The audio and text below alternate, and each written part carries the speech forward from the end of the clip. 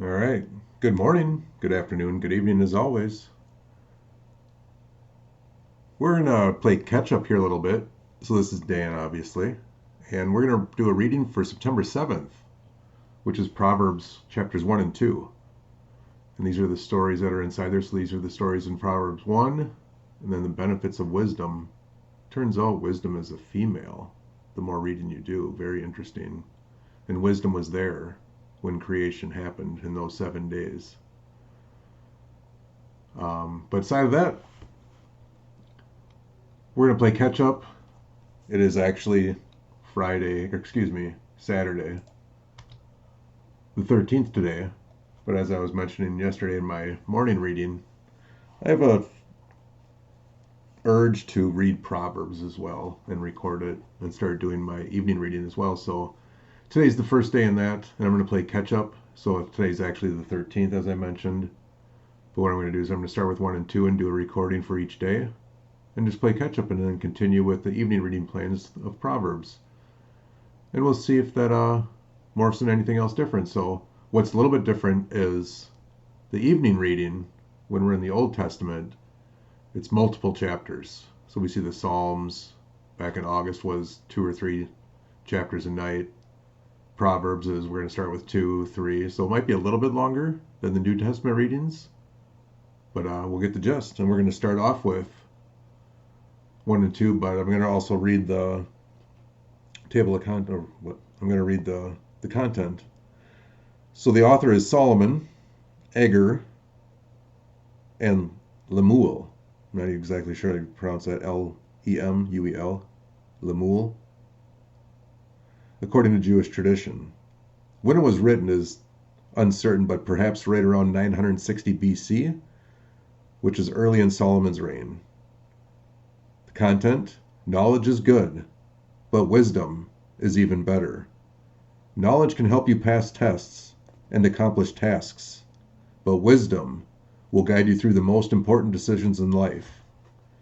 The book of Proverbs was written by Solomon, the wisest man who ever lived. It contains hundreds of short, simple statements about how to live wisely, and an assortment of longer passages that express wisdom with a bit more detail. These proverbs, however, are more than just wise sayings of the sort we find in most cultures. They are not a haphazard collection of common sense directives. These proverbs expressly state, "Fear of the Lord is the foundation of wisdom. Respect for God is the foundation for wise sayings." They help the reader to distinguish between two paths, the way of the wise and the way of the fool.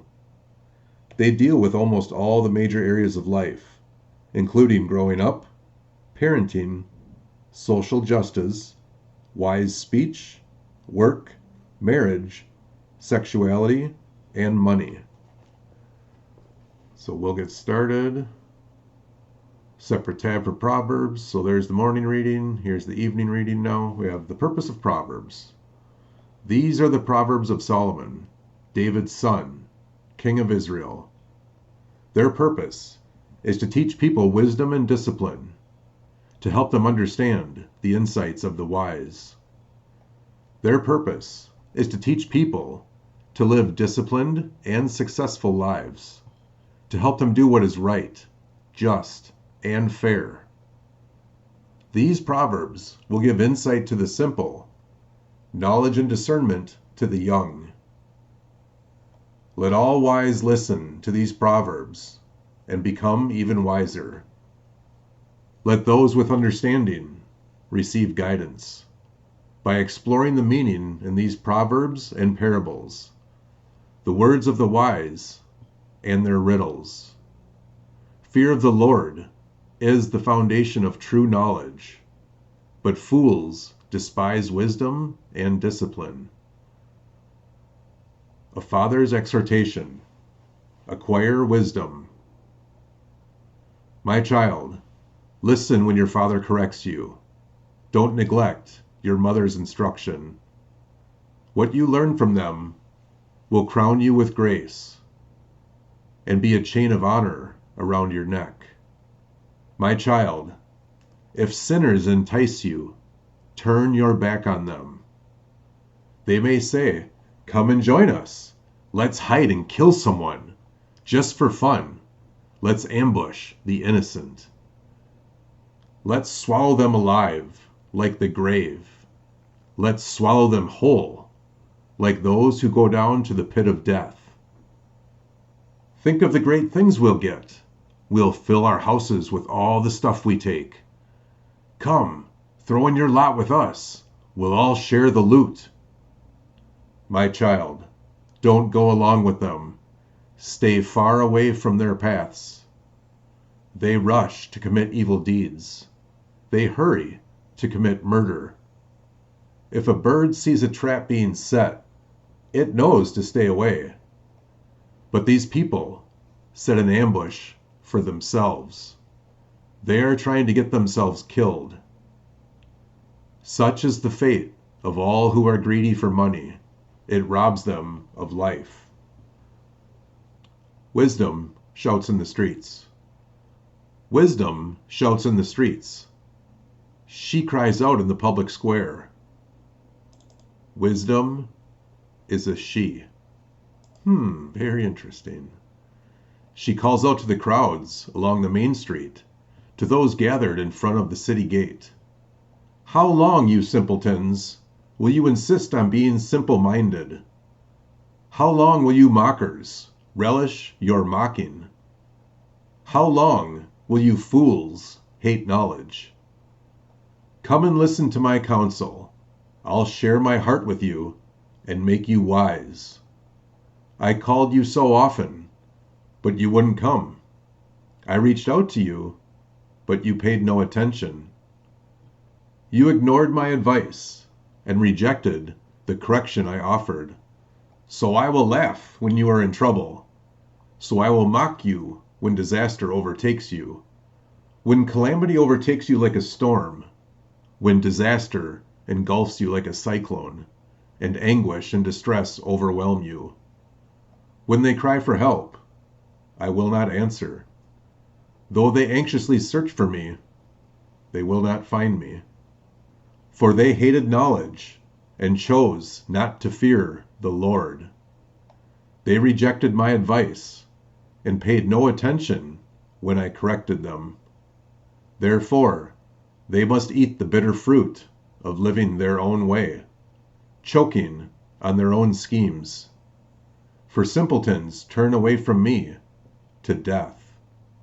Fools are destroyed by their own complacency, but all who listen to me will live in peace, untroubled by fear of harm. In chapter 2, the benefits of wisdom.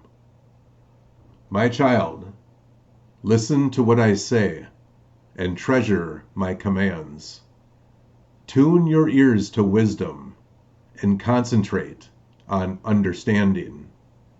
Cry out for insight and ask for understanding. Search for them as you would for silver. Seek them like hidden treasures.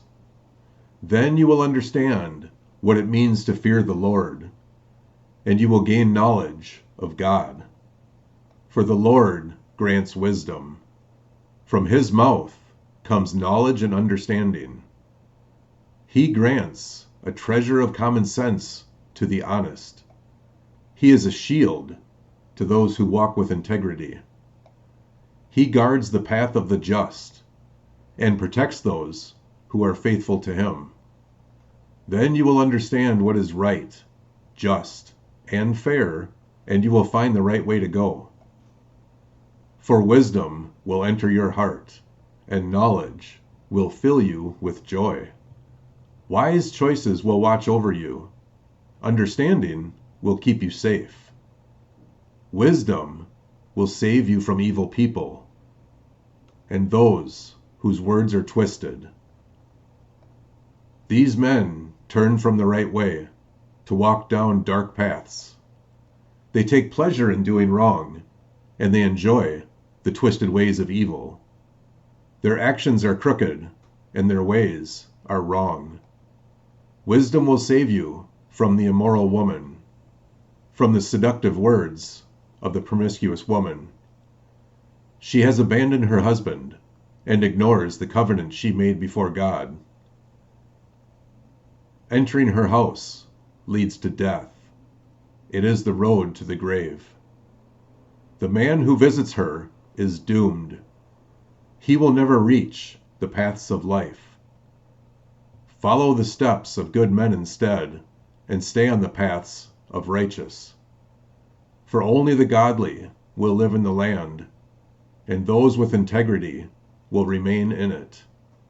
But the wicked will be removed from the land, and the treacherous will be uprooted. All right, so that wraps up the first 2 chapters in Proverbs. I definitely love this book in the Bible. This is going to be a fun journey, so we're going to fast forward a few, but keep breaking them up. So thank you. I hope you have an amazing day. Wherever and whenever you are, God bless.